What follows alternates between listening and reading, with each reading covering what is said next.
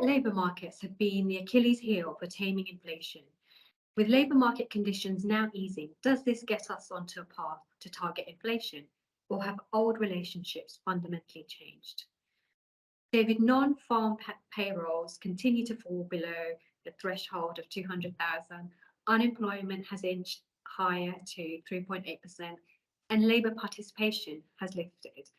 What's behind the easing of the labour market, and has bad news for the economy meant good news for bonds? Thanks, Nisha. Yeah, the most recent US labour data was really interesting, released last Friday as we record this. In simple language, the data was all over the place, and I would say that those who just focused on the higher than expected headlines, the non-farm employment number, actually missed quite a lot. One thing that I've always focused on is historic revisions, so how have previous data releases been amended.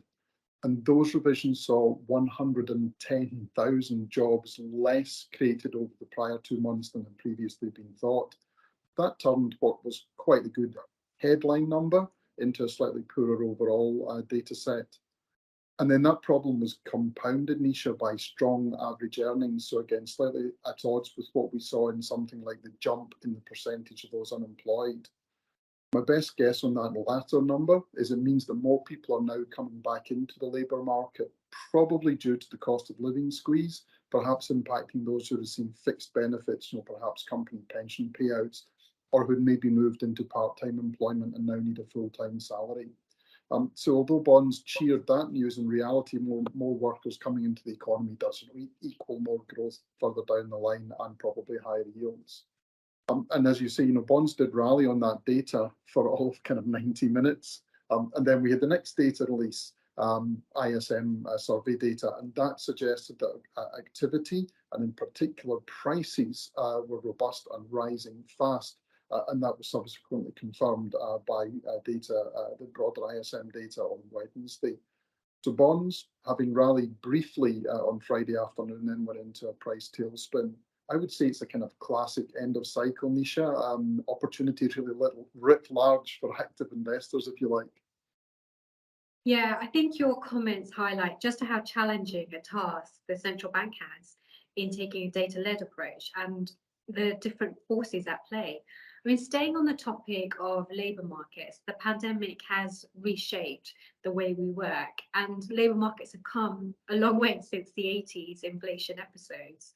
And I guess one illustration of that is, we have less unionization, which suggests less bargaining power for wages.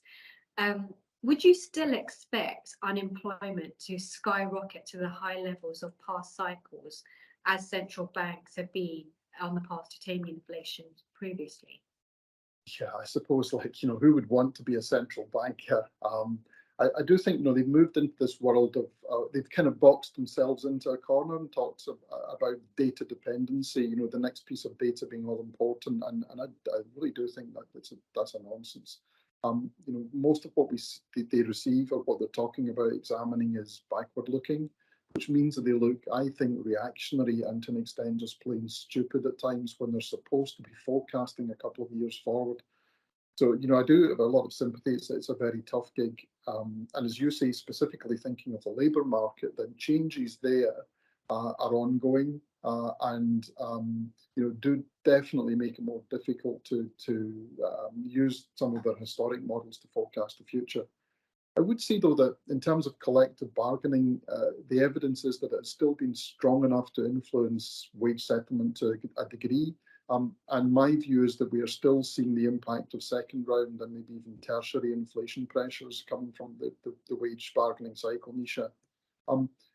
As we know, most post-pandemic global labour markets are suffering from reduced mobility and indeed domestic participation too. So again, the US labour force numbers we had last week highlighted that participation is still below pre-pandemic levels. And in part, due to COVID, there are over 2 million Britons of working age deemed unfit to work. So, there have been changes in the labour market, as you say, and I think central banks and indeed markets are at danger of reading some of this a little bit wrong. Moreover, though, I would say one thing that they're kind of not focusing on enough is G7 government activity, and really we're seeing fiscal expansion continue. Sometimes for political expediency, legacy issues in the US, sometimes pandemic legacy, as programs that were put in place a couple of years ago still stimulate the economy.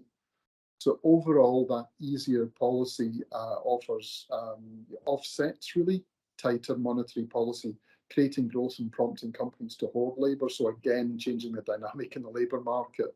I would say, unemployment though does only really tend to rise toward the end of an economic cycle, but it will certainly be a weird world indeed if markets are correct and central banks start cutting rates soon while labour markets are still at historically tight levels.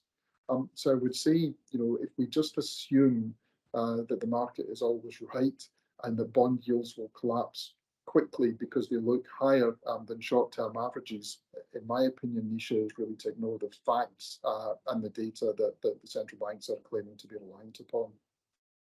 Thanks, David. So just to summarize our conversation, even if bond yields are closer to longer term averages, past macroeconomic relationships may be reshaping. And secondly, having an investment framework which adapts to changing conditions and a patient approach that allows you to cut out the noise are important attributes for an active manager. Well, we hope you enjoyed this week's episode. Thank you for joining us and have a great rest of the day.